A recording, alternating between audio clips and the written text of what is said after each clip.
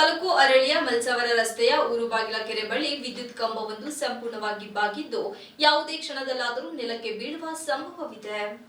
ಗ್ರಾಮೀಣ ಪ್ರದೇಶದ ಹಲವಾರು ಮನೆಗಳಿಗೆ ವಿದ್ಯುತ್ ಸಂಪರ್ಕ ಕಲ್ಪಿಸುತ್ತಿರುವ ವಿದ್ಯುತ್ ಕಂಬವೊಂದು ಬೀಳುವ ಹಂತದಲ್ಲಿದ್ದರೂ ಸಹ ಸಂಬಂಧಪಟ್ಟ ಇಲಾಖೆಯ ಅಧಿಕಾರಿಗಳು ಕೈಕಟ್ಟಿ ಕುಳಿತಿರುವುದರಿಂದ ಸಾರ್ವಜನಿಕರು ಹಾಗೂ ನಿವಾಸಿಗಳು ಆತಂಕದಲ್ಲೇ ಕಾಲ ಕಳೆಯುತ್ತಿದ್ದಾರೆ.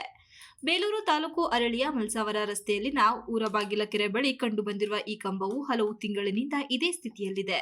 ಕೆರೆ ಏರಿಯ ಮೇಲೆ ಕಂಬವನ್ನು ನೆಟ್ಟಿರುವುದರಿಂದ ನೆಲಕ್ಕೆ ತಾಕುವಂತೆ ಬಾಗಿದ್ದು ಒಂದು ಭಾಗದ ವಿದ್ಯುತ್ ತಂತಿ ನೇತಾಡುತ್ತಿದೆ. ಇಲಾಖಾ ಸಿಬ್ಬಂದಿಗಳ ಗಮನಕ್ಕೆ ಬಂದರೂ ಸಹ ದುರಸ್ತಿ ಸಂಬಂಧ ಕ್ರಮ ಕೈಗೊಳ್ಳದೆ ಬೇಜವಾಬ್ದಾರಿತನದಿಂದ ವರ್ತಿಸುತ್ತಿದ್ದಾರೆ ಎಂದು ಗ್ರಾಮಸ್ಥರು ಆರೋಪಿಸಿದ್ದಾರೆ. ಒಂದು ವೇಳೆ ಕಂಬವೇನಾದರೂ ಕೆಳಗೆ ಬಿದ್ದರೆ ಅಪಾಯ ಕಟ್ಟಿಟ್ಟ ಬುತ್ತಿ.